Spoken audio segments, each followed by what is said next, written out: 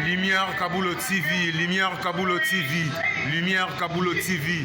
Réflexion avec R9, Fabrice R9, Fabrice. Mobali Madeo, Balingaka, moi c'est l'olanga ninyango, nengosa salanga yeleki makasi.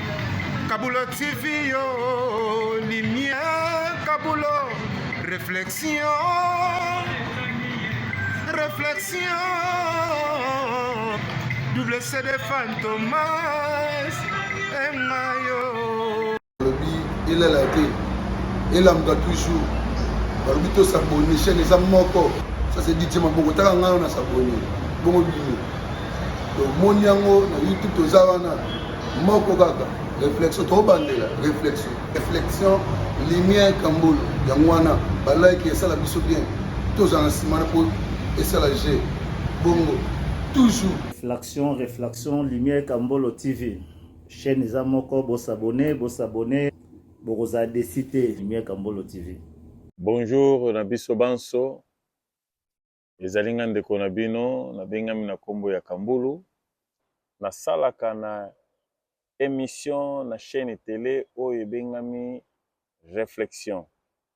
Chaque samedi na 19h30, vous pouvez biso kuna na.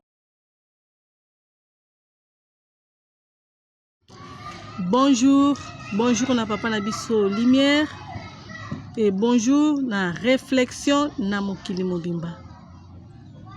Et Zambe akumama na ye na bolamu na ye ezangai ndeko na bino Dina la grande.